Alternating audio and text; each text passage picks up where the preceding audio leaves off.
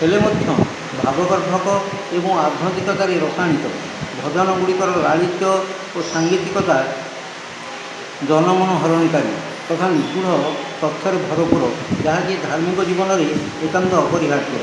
ଏ ପ୍ରକାର ଆଲୋଚନା ନ କରି ଯଦି ବୁଦ୍ଧିଜୀବୀମାନେ ତାଙ୍କ ଜନ୍ମ ଚରିତ୍ର ଏବଂ ଗୃହସ୍ଥ ଜୀବନକୁ କଦର୍ଥ କରନ୍ତି, ତେବେ ଏଭଳି ବିଡ଼ମ୍ବନା ସମାଜକୁ ଯେ ନିମ୍ନ ସ୍ତରକୁ ନେଇଯିବ, ଏଥିରେ ସନ୍ଦେହ ନାହିଁ। ସନ୍ଥ କବି ଭୀମ ଭୋଇ ପୁସ୍ତକର ରଚୟିତା ଡକ୍ଟର କାହ୍ନୁଚରଣ ମିଶ୍ର ଯେଉଁ ଉପାଦେୟ ଯୁକ୍ତିସଙ୍ଗତ ମତାମତ ଦେଇଛନ୍ତି, ତାହା ହିଁ ବିଚାର୍ଯ୍ୟ। ଜାତି, ଧର୍ମ, ବର୍ଣ୍ଣ, ବିଶ୍ୱାସ, ମାନବ ସ୍ରଷ୍ଟା ପଦପଦବୀ ଓ ପ୍ରତିଷ୍ଠା ନିର୍ବିଶେଷରେ ସମଗ୍ର ମାନବ ଜାତିକୁ ସତ୍ୟ ଧର୍ମ ଦ୍ୱାରା ଏକତା ସୂତ୍ରରେ ଆବଦ୍ଧ ରଖି ଜଗତକୁ ଏକ ପରିବାରଭୁକ୍ତ କରିବା ପାଇଁ ସନ୍ଥ କବି ଭୀମ ଭୋଇ ଯେଉଁ ପରିକଳ୍ପନା ପୋଷଣ କରିଥିଲେ, ସମ୍ପ୍ରତି ତାହାକୁ ବିଚାର କରିବାର ବେଳ ଆସିଛି। ପୃଥିବୀର ପ୍ରତ୍ୟେକ ରାଷ୍ଟ୍ରନାୟକ ଓ ବିଚାରଶୀଳ ଜନସାଧାରଣ ଏକ ସୁସ୍ଥ, ସୁନ୍ଦର ଓ ଶୃଙ୍ଖଳିତ ମାନବ ସମାଜ ଗଠନ ପାଇଁ ଭୀମ ଭୋଇଙ୍କ ପ୍ରଦର୍ଶିତ ମାର୍ଗ ଅନୁସରଣ କରିବା ଆବଶ୍ୟକ। ପୃଥିବୀର ଯେଉଁ ବୁଦ୍ଧିଜୀବୀମାନେ one religion, one god and one family for the whole world ବିଷୟରେ ଗଭୀର ଭାବେ ଚିନ୍ତା କରୁଛନ୍ତି, ସେମାନେ ଭୀମ ଭୋଇଙ୍କ ଆଦର୍ଶ, ଚିନ୍ତା ଓ ବାର୍ତ୍ତା ସମ୍ବନ୍ଧରେ ବିଚାର ବିମର୍ଶ କରିବା ଆବଶ୍ୟକ। କାରଣ ଆଗାମୀ ଏକବିଂଶ ଶତାବ୍ଦୀକୁ ସ୍ୱାଗତ ଜଣାଇବା ପାଇଁ ପ୍ରସ୍ତୁତ ହେଉଥିବା ଆଜିର ମାନବ ସମାଜ ଭାବି ସମସ୍ୟାବଳୀର ସମାଧାନ ବିଷୟରେ ଯାହା ଚିନ୍ତା କରିବାର ସମ୍ଭାବନା ଅଛି, ତାହା ଏକ ଶତାବ୍ଦୀ ପୂର୍ବରୁ ମହାପୁରୁଷ ସନ୍ଥ କବି ଭୀମ ଭୋଇ ଓଡ଼ିଶାର ଏକ ବଣ ପାହାଡ଼ ଘେରା ଅଞ୍ଚଳରୁ ପ୍ରଚାର କରି ଯାଇଛନ୍ତି। ମହାତ୍ମା ଭୀମ ଭୋଇଙ୍କ ଗୁରୁ ଧର୍ମ ଉଠୁ, କଳିଯୁଗ ତୁଟୁ, ସତ୍ୟ ଧର୍ମ କର୍ମ ବଢ଼ୁ ବାଣୀ ଜଗତର କଲ୍ୟାଣ ପାଇଁ ଅମର ଓ ଚିରଭାସ୍ୱର ହୋଇ ରହୁ। ଓଡ଼ିଶାର ବରେଣ୍ୟ ସାହିତ୍ୟିକ ପ୍ରଫେସର ଚିତ୍ତରଞ୍ଜନ ଦାସ ମହାଶୟ ସମ୍ବଲପୁର ବିଶ୍ୱବିଦ୍ୟାଳୟ ଦ୍ୱାରା ଆୟୋଜିତ 1991 ମସିହାରେ ଭୀମ ଭୋଇ ସ୍ମାରକୀ ବକ୍ତୃତାମାଳାର ପ୍ରବନ୍ଧଟି ଜ୍ୟୋତିବିହାରଠାରେ ଉପସ୍ଥାପିତ କରି କହିଥିଲେ, ଭୀମ ଭୋଇଙ୍କ ରଚନାର ଛତ୍ରେ ଛତ୍ରେ ଏହି ଅବିଚଳ ବିଶ୍ୱାସ ହିଁ ସବା ଆଗରେ ସବୁବେଳେ ରହିଛି। ସତ୍ୟ ଉପରେ ବିଶ୍ୱାସ, ସେହି ସତ୍ୟକୁ ଅବଲମ୍ବନ କରି ପୃଥିବୀର ଉତ୍ତୋଳନ ଘଟିବା ଉପରେ ବିଶ୍ୱାସ ଏବଂ ନିଜେ ସେହି ପ୍ରକ୍ରିୟାଟିରେ ନିମିତ୍ତ ରୂପେ କାମରେ ଲାଗି ପାରିବାର ବିଶ୍ୱାସ। ଏଥିରେ ଧର୍ମାନ୍ଧତାର ଲେଶମାତ୍ର ନାହିଁ, କେବଳ ଆତ୍ମ ଉନ୍ମୋଚନର ଅନୁସ୍ପନ୍ଦିତ ହିଁ ଭରି ରହିଛି। ସେଥିଲାଗି ଭୀମ ଭୋଇଙ୍କର ରଚନାଗୁଡ଼ିକୁ ପାଠ କରିବା ସମୟରେ ଅଥବା ତାଙ୍କର ଭଜନଗୁଡ଼ିକୁ ଗାଇଥିବା ସମୟରେ ଆମ ନିଜ ଭିତରେ ମଧ୍ୟ କେତେ ବଡ଼ ଆସିଯାଉଥିବା ଭଳି ମନେ ହୁଏ। ଅନ୍ଧାର କଟିଯାଉ ବାଟ ଅନ୍ଧାର କଟିଯାଇ ବାଟ ଦିଶିଲା ପରି ଲାଗେ। ପାଖୁଡ଼ା ଖୋଲି ଯାଉଥିବା ପରି ମନେ ହୁଏ। ଏକାବେଳକେ ତାଙ୍କ ପାଖକୁ ତଥା ଆମ ନିଜ ଭିତରେ ମଧ୍ୟ ଆମର ନିତ୍ୟ ସଖା ସେହି ଅନ୍ତରଙ୍ଗଟିର ପାଖକୁ ଲାଗି ଆସିବା ପରି ମନେ ହୁଏ। ଭୀମ ଭୋଇଙ୍କୁ ଜୀବନକାଳ ମଧ୍ୟରେ ବହୁ ସମସ୍ୟାର ସମ୍ମୁଖୀନ ହେବାକୁ ପଡ଼ିଥିଲା, ମାତ୍ର ସେ ସାହସ, ଧୈର୍ଯ୍ୟ, ସଂଯମ ତଥା ସତ୍ୟ ଦ୍ୱାରା ସେସବୁକୁ ପ୍ରତିହତ କରି ଧର୍ମର ଧ୍ୱଜା ଉଡ଼ାଇଥିଲେ। ନିନ୍ଦା ଓ ଅପପ୍ରଚାର କରୁଥିବା ଫଳ ଲୋକଙ୍କୁ ଯେଉଁ ମୁହଁତୋଡ଼ ଜବାବ ଦେଇଛନ୍ତି, ତାହା ଏହିପରି, ଯାହାର ହୃଦୟ ଶାନ୍ତି, ଶୀଳ, ଦୟା, କ୍ଷମା, ଧର୍ମ ଥାଇ ମୁଖେ ସେମାନେ ପରା ଅକର୍ମ ଆଚରନ୍ତି, ଅସତ୍ୟ କହନ୍ତି ମୁଖେ। ଯାହାର ଆଗରେ 20 ଜନମ ପାପ ଦୋଷମାନ ପଡ଼େ, ଯାହାର ମୁଖେ ବ୍ରହ୍ମବାକ୍ୟ ପ୍ରକାଶ, ପାପ ପଙ୍କରେ କି ପଡ଼େ। ନର ଦେବ ଦୁଇ ଏକ ମେଳ ହୋଇ କରନ୍ତି ଯାହାକୁ ପୂଜା, ସେ କି ଅଜ୍ଞାନରେ ଗ୍ରହଣ କରଇ ପରର ପୁତ୍ର ଭାରିଯା।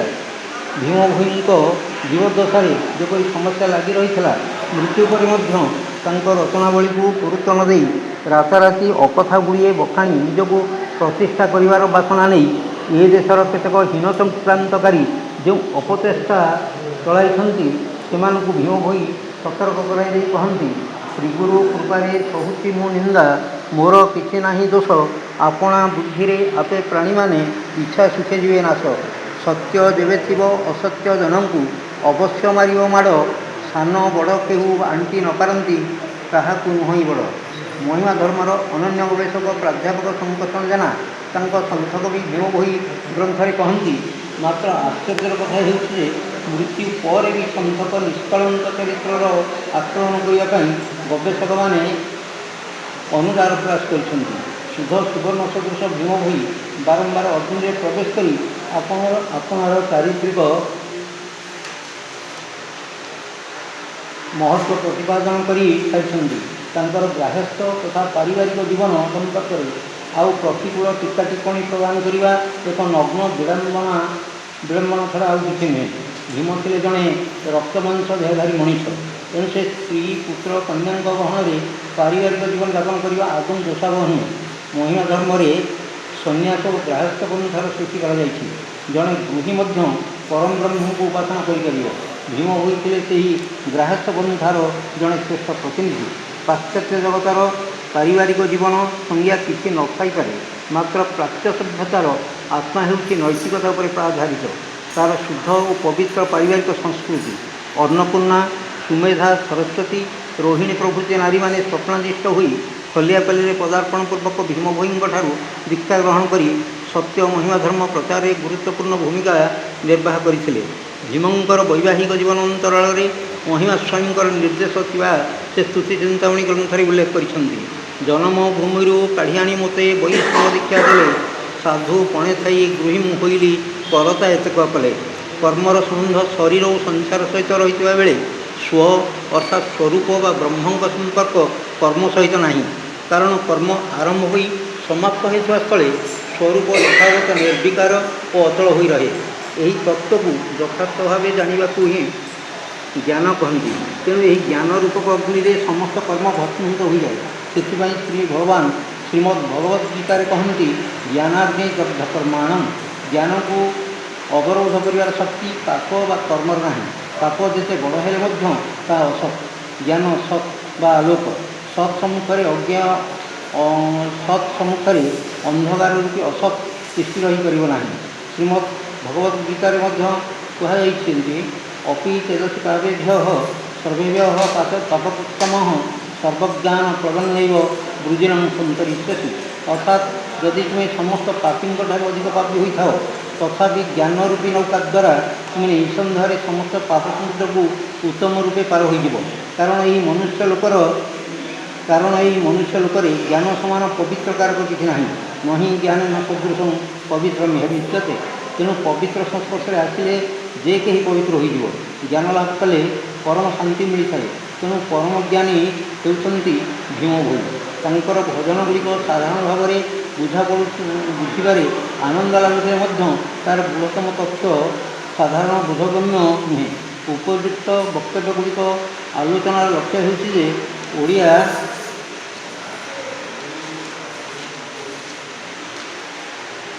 ଜାତିର ସଂସ୍କୃତିର ଗର୍ବ ଏବଂ ଗୌରବ ହେଉଛି ମହିମା ଧର୍ମ, ଯାହାକି ଏହି ମାଟିର ଉଦ୍ଭବ। ଏକ ଅବହେଳିତ, ଲାଞ୍ଛିତ ଆଦିବାସୀ ସମ୍ପ୍ରଦାୟର ଅରକ୍ଷ, ନିରୀକ୍ଷ, ଶିକ୍ଷା ଦୀକ୍ଷାରୁ ବଞ୍ଚିତ, ସର୍ବହରା ଶ୍ରମିକ ଗୋଷ୍ଠୀର ପ୍ରତିନିଧିତ୍ୱ କରୁଥିବା ବ୍ୟକ୍ତି ଭୀମ ଭୋଇ ବିଶ୍ୱରେ ପ୍ରଚାର କରିଗଲେ ମହିମା ସ୍ୱାମୀଙ୍କର ମହିମା ଧର୍ମ, ଯାହାକି ଦାରିଦ୍ର୍ୟ, କ୍ଷୁଧା, ଶୋଷଣ, ବିଳାସ ବ୍ୟସନ, କୁସଂସ୍କାର ବିରୁଦ୍ଧରେ ସଂଗ୍ରାମ। ଏହି ମାଟିର କଥା ଆଜି ଜାତିସଂଘରେ ଲିପିବଦ୍ଧ। ଯେତେବେଳେ ଓଡ଼ିଆ ଏକ ସ୍ୱତନ୍ତ୍ର ଭାଷଣ ବଙ୍ଗାଳୀମାନଙ୍କର ଚକ୍ରାନ୍ତ ବିରୁଦ୍ଧରେ ଆନ୍ଦୋଳନ କରୁଥିବା ଓଡ଼ିଶାର ବରପୁତ୍ର ରାଧାନାଥ ଫକୀରମୋହନ ମଧୁସୂଦନ ପ୍ରଭୃତି ମନୀଷୀଗଣ ସେତେବେଳେ ଓଡ଼ିଶାର ପଶ୍ଚିମାଞ୍ଚଳରୁ ଜନସାଧାରଣଙ୍କର ହୃଦୟର ଭାଷାର ମମତା, ଦେଶପ୍ରେମର ପ୍ରୀତି ତଥା ଆଧ୍ୟାତ୍ମିକ ଜାଗରଣର ମନ୍ତ୍ର ଫୁଙ୍କି ମୁଖ୍ୟ ପୁରୋଧା ପାଇଥିଲେ ଭୀମ ଭୋଇ। ମାତ୍ର ଆଜି ଓଡ଼ିଶାର କେତେକ ନ୍ୟସ୍ତସ୍ୱାର୍ଥ ଆତ୍ମପ୍ରବର୍ତ୍ତକ ଗୋଷ୍ଠୀ ଆତ୍ମସ୍ୱାର୍ଥରେ ନିମଜ୍ଜିତ ହୋଇ ବିଦେଶୀମାନଙ୍କ ସମ୍ମୁଖରେ ନିଜ ମାତୃଭୂମିର ଯଶ ଗୌରବର ଯଥାର୍ଥତା ପ୍ରତିପାଦନ କରି ବରଂ ଖୋଜି କାଳି କେଉଁଠି ଟିକିଏ ଦୋଷର ଫାଙ୍କ ଦେଖି ଘାଣ୍ଟି ମହୁମାଛି ବଦଳରେ ସାଧାରଣ ମାଛି ଭଳି କାମ କରିବାକୁ ନିଜର ଗୌରବମୟ ଆତ୍ମପ୍ରସାଦ ଲାଭ କରୁଛନ୍ତି। ଏହିଭଳି ଚିଠିମଣାଇଙ୍କ ଯୋଗୁଁ ଆମ ଦେଶ ଭାରତ ଦୀର୍ଘ 200 ବର୍ଷ ଧରି ବିଦେଶୀ ଅଧୀନରେ ରହିଥିଲା। ତେଣୁ ଏ ବୁଦ୍ଧିଜୀବୀଗଣ ଚନ୍ଦ୍ରମାରେ କଳଙ୍କ ଥିଲେ ମଧ୍ୟ ତା'ର ଆଲୋକ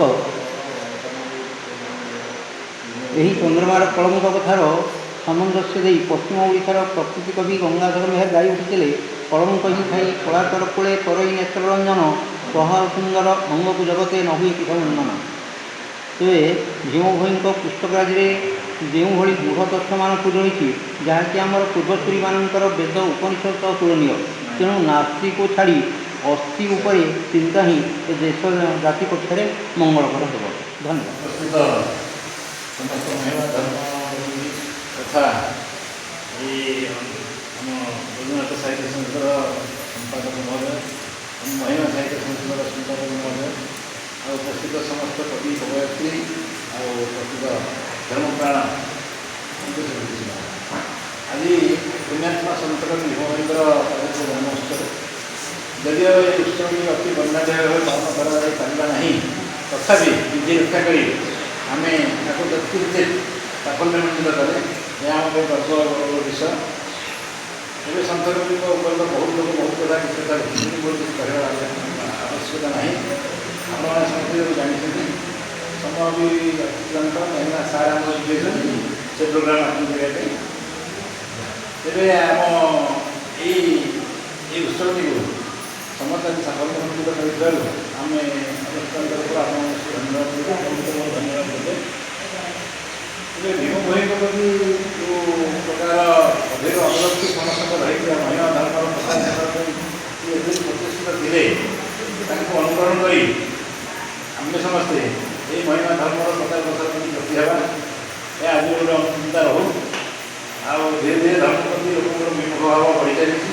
ତେଣୁ ଏ ସମୟରେ ଆମେ ସନ୍ଥ ଭୀମଭୋଇଙ୍କ ପୁଣ୍ୟାତ୍ମା ସନ୍ଥ ଭୀମଭୋଇଙ୍କର ପଦାନୁସରଣ କରି ଏହି ଧର୍ମ ପ୍ରତି ପ୍ରସାର ଦିଗରେ ଆମେ ଉନ୍ନତି ପ୍ରସାର ଭଳି ଯେମିତି ଲୋକଙ୍କ ଚେଷ୍ଟା କରିବା, ଏତିକି ସମସ୍ତଙ୍କର ଏହି କାର୍ଯ୍ୟକ୍ରମ ଅନୁଷ୍ଠିତ ହେଲା କୌକୁଣ୍ଡାରୀ ମହିମା ସମାଜର ପରିସର ଭିତରେ। ତେବେ ଆପଣମାନେ ଜାଣନ୍ତୁ, ଏଇଟା କୌକୁଣ୍ଡାରୀ ମହିମା ସମାଜ ଏବଂ ମହିମା ସାହିତ୍ୟ ସଂସଦର ମିଳିତ ଆନୁକୂଲ୍ୟରେ ଅନୁଷ୍ଠିତ ହେଲା ଏହି କାର୍ଯ୍ୟକ୍ରମ। ତେଣୁ ଏହି କାର୍ଯ୍ୟକ୍ରମର ଆଜି ମୁଖ୍ୟ ଅତିଥି ଥିଲେ ଆମର ସୁଶାନ୍ତ ବାବା ଏବଂ ତାଙ୍କର ପ୍ରତିନିଧି ଆମ ପାଖରେ ଥିଲେ ଅରୁଣ ବାବା, ଏବଂ ଆଜି ଆମ ମହାନରେ ଭଜନା ସାହିତ୍ୟ ସଂସଦର ସମ୍ପାଦକ ଶ୍ରୀଯୁକ୍ତ ବିରଞ୍ଚି ନାରାୟଣ ହତା, ଜଣେ ବରିଷ୍ଠ ସାହିତ୍ୟିକ, ସେ ଆଜି ମୁଖ୍ୟ ବକ୍ତା ଭାବରେ ଉପସ୍ଥିତ ଥିଲେ ଏବଂ ସଭାପତି ଭାବରେ ଆଜି କାର୍ଯ୍ୟ କରୁଥିଲେ।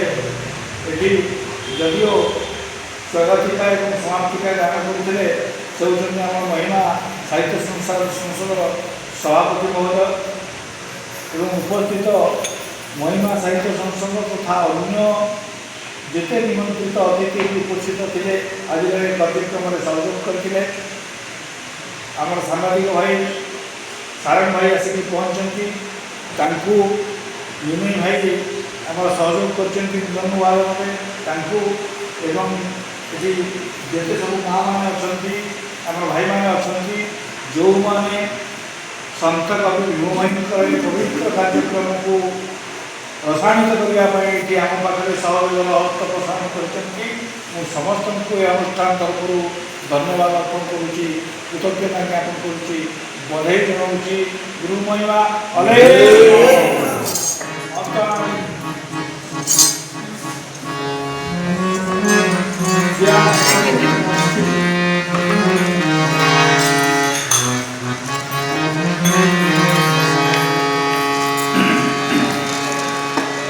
আজি কি আনন্দর দিন রে, করিবা প্রভু দর্শন,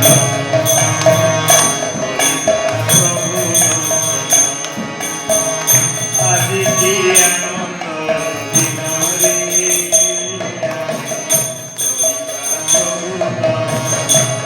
আমি করিবা প্রভু দর্শন।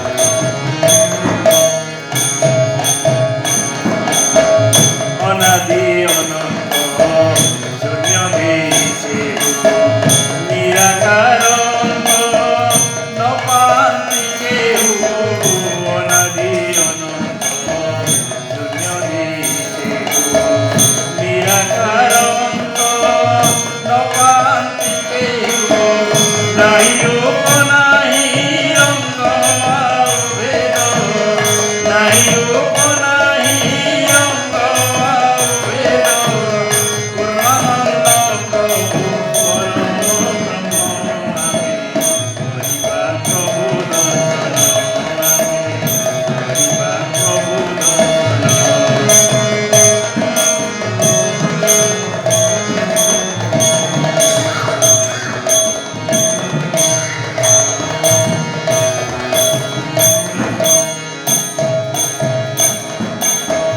পাদ পানি নাহি অনাকার ব্রহ্ম বিতরন্তি আত্ম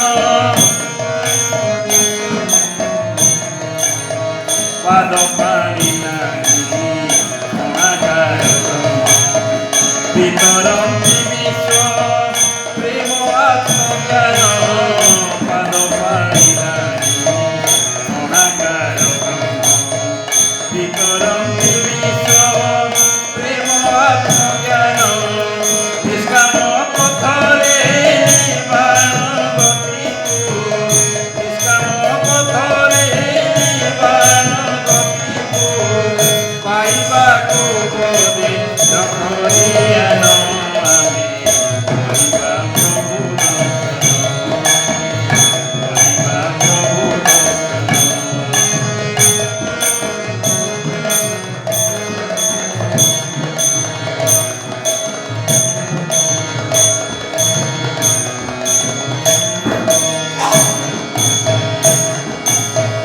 ନିର୍ଗୁଣ ନିର୍ବେଦ ସେ ମହିମା ସ୍ୱାମୀ ଜାତି ଜନ୍ତି ଫଳ ସେ ଧାମ ନ ଜାଣି ନିର୍ଗୁଣ ନିର୍ବେଦ ସେ ମହିମା ସ୍ୱାମୀ ଜାତି ଜନ୍ତି ଫଳ ସେ ଧାମ ନ ଜାଣି ଗଣଇ ନିରୋଧ